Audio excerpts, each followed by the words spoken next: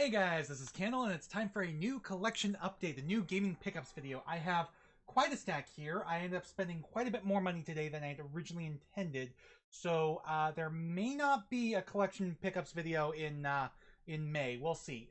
But to start things off, we'll go ahead and start off with the reason why I had to add 3 new shelves and kind of rearrange my Nintendo handheld section of my wall, and that is because I picked up the physical copies of not just Advance Wars, but also Advance Wars 2 Black Hole Rising. Now, the reason why I did this is twofold. For one thing, I've wanted these in my collection for a while, and for another, the Advance Wars 1 and 2 reboot camp, you know, the remasters, remakes for the Switch, has been delayed indefinitely, which admittedly makes sense given what's going on in the world right now. The very first mission of Advance Wars sees you going up against Blue Moon, which is a Russia stand-in that is invading a sovereign nation. So yeah, definitely understand why Nintendo decided to delay the game. I'm hoping it still can come out eventually, but it's probably going to be a while, if probably a year or two at the least, honestly, because I don't see things in Ukraine being resolved that quickly. But still, definitely glad to have these in my collection. Advance Wars 1 I've played before. I used to have just the cartridge by itself when I was a kid, and had played all the way through it, you know, beat the game and everything, really enjoyed it, but eventually traded it in as I did a whole bunch of games as a kid, and because I thought I wasn't going to play it again, and now I want to play it again. But Advance Wars 2, I've never actually owned this before. I have played it, but I've never properly owned it until now, so definitely glad to have this in my collection. And now I have all of the Advance Wars games, at least until 1 and 2 Reboot Camp comes out. Because I have 1 and 2, I have Dual Strike and Days of Ruin on the DS, and then I also have Battalion Wars, which is from the same franchise, though I believe it's completely different gameplay. Believe it or not, Advance Wars actually started on the Famicom in Japan as Famicom Wars, and it dates back that far. It's just that the Game Boy Advance games were the first ones to actually come out in the West. But those were the only Game Boy Advance games I got recently. I do plan to get more soon, but I just haven't gotten it yet. Some of them can be quite expensive, especially if you're trying to get them complete in box like I am, because I don't want those just tiny little loose carts sitting around. But I did end up picking up some PlayStation games, some PS1 games. So I got Jet Moto here to go along with my Jet Moto 2 I got a while back. I got Medieval, which I don't need to actually play this. I purely got this just to add to my collection, because I have the PS4 remake, which is like the exact same game, just looking at and playing a hell of a lot better. Although you can actually, there's an unlockable bonus where you can play through the original PS1 version of Medieval on the PS4 through that. So definitely glad to have that. I do need to get Medieval 2 at some point. But I also picked up Gran Turismo and Gran Turismo 2, and I gotta, there we go. This one sometimes doesn't want to stay shut. So I got GT 1 and 2. Definitely glad to add these to my collection. Probably not going to play them, because older racing games, especially simulation racing games like these, tend not to age very well. As time goes on, you'll get better and better iterations. I do have 5 and 6. I don't have 3, 4, or 7, and then there's a few spin-offs like GT5 Prologue and Gran Turismo Sport on the PS4, and there's like A-Spec or something like that. I don't know. I don't know the whole thing about Gran Turismo. So definitely glad to have these in my collection, though.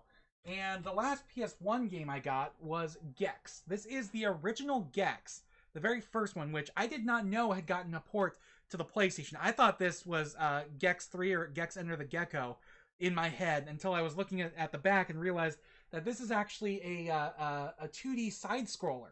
Yeah, believe it or not, Gex started off as a 2D side-scroller. It's Gex 2, Enter the Gecko, is the one that everybody remembers, and then Gex 3 as well. So definitely glad to have this in my collection. I do need to get the Rayman games at some point, too.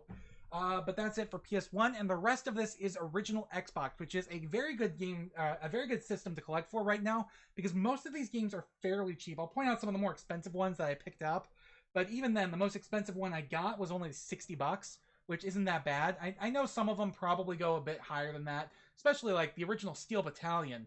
You know, getting that complete in box with the peripheral and everything, that's like hundreds of dollars. But beyond that, most of them aren't that expensive.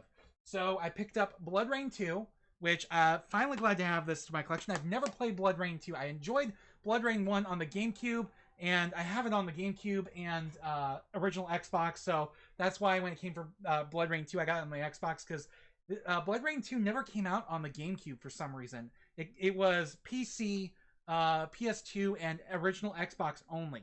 Now, there are remasters available for Bloodrayne 1 and 2 on Steam, so I'm probably going to eventually play that when I want to really dive into Bloodrayne 2, but until then, definitely glad to have this in my collection. I also got the better Forza Motorsport. Now, unfortunately, this one says not for individual resale, which tells me this probably came out of a system bundle. But either way, it's the original Forza Motorsport. So now that I have this, I have every Forza game except for Horizons 2 on the 360, because that was a cross-generation game. I have it on the Xbox One, but not the 360. And then Horizons 5. I don't have a physical copy of that yet. But beyond that, I have every Horizon or Forza Motorsport game. It's just the Horizons line that's not complete yet. Definitely glad to add that to my collection. I also picked up Doom 3. This is just the standard edition. It's not the Steelbook limited edition. But still definitely glad to have this into my collection. As well as Doom 3 Resurrection of Evil, which on the PC was an actual expansion pack that you had to have Doom 3, the base game, in order to play. But this is, standalone on the original Xbox, and it also includes Ultimate Doom, Doom 2, and Master Levels for Doom 2 that you can play on the original Xbox. So definitely glad to have this in my collection as well. And also I got Elder Scrolls 3 Morrowind. This is the standard edition. I already have the Game of the Year edition, which includes the 2 expansions. So definitely glad to have the standard edition in my collection. Although I do have one issue with it, that had I caught it at the store, I probably would not have bought it at the time. This is the Platinum Hits disc in the non-Platinum Hits case, which is a really minor annoyance. I mean, as long as the game runs, everything's good, because, I mean, I'm not actually going to play this anyways, because, again, I have the Game of the Year edition for Xbox, I have Game of the Year edition on Steam, so if I'm going to play it, it's probably going to be the PC version via Steam. Still definitely glad to have this in my collection, though. I'm probably going to end up just tracking down the disc by itself online, probably on eBay, and swap that out at some point. Anyways, this was actually the most expensive one I got. It was $60. It is Conker Live and Reloaded. This is the from the ground up remake of Conker's Bad Fur Day on the N64, and it is still a gorgeous game. This is the best looking version of the game. However, not necessarily the best version of the game, because some of the things from Conker's Bad Fur Day were censored here, like when the massive pile of poo starts singing. That is censored, unfortunately. But still, definitely glad to add this to my collection. I also got Fusion Frenzy, and this is the Platinum Hits version. Again, I don't really mind getting Platinum Hits versions. It's just when there's a discrepancy between the disc and the actual case. That's what I don't like. But still, definitely glad to have this in my collection. I've heard this is supposed to be a lot of fun. I believe it's available on Game Pass, so I'll probably download it there at some point and try it out. But it's up to 4 players going head-to-head. So this is like more of a party game. So we'll see. Another thing I got purely for my collection, because there is no point to having this otherwise, is the Halo 2 multiplayer map pack. Believe it or not, the first map pack for Halo 2, which was available downloadable through Xbox Live, was also available on disc. So definitely glad to have this. However, it's also unplayable now. Actually, I might be able to install the map pack onto an Xbox and play the multiplayer that way, offline, local multiplayer only. It's just the online servers are no longer available, so you can't actually play this that way. Still definitely glad to have it. And then the last one I got, I think this was another one of the more expensive ones. I think it was only like $20 though. Was Sega GT 2002 and Jet Set Radio Future. This is the combo pack, which again, not for resale, limited edition package. Pretty sure this was available only in a system bundle. However, I think these 2 games are also available separately, so I might need to look into that to add those to my collection. But the one I was really interested in here was Jet Set Radio Future. because I have the original Jet Set Radio, or rather Jet Grind Radio as it was called here in North America. Europe still had the original Jet Set Radio title. But I don't have the sequel, which is Future here. Definitely glad to have that. Gonna have to try it out at some point. I do also have like both manuals here as well. And I am interested in checking out Sega GT 2002. Although I'll probably not like spend a whole bunch of time in it. Again, like I said, simulation racing games kind of, they don't age particularly well as the newer ones come out. The physics get better, the car models get better, and stuff like that. So they don't really age that well. Plus, I'm usually more into like arcade racers, like the newer Need for Speed games. Not the original Need for Speed, but like from Underground onward and stuff like that, as well as like Burnout and stuff like that. So definitely interested in checking these out. Glad to have this in my collection.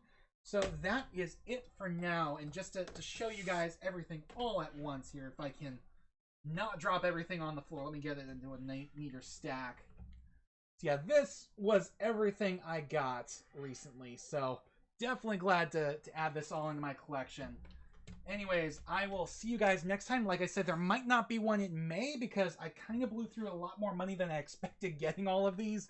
And I've been trying to save up to build myself a new computer. I'm at the point that I'm convinced the only way it's going to happen is I'm going to have to buy the pieces and parts like individually, one at a time, and slowly pay it off that way, because otherwise I don't think I'm going to be able to save up all of the money I need in order to do it all at once, just because I struggle not buying more games. So anyways, that's it for now. I will see you guys next time. Thanks for watching. Please remember to comment, rate, and subscribe.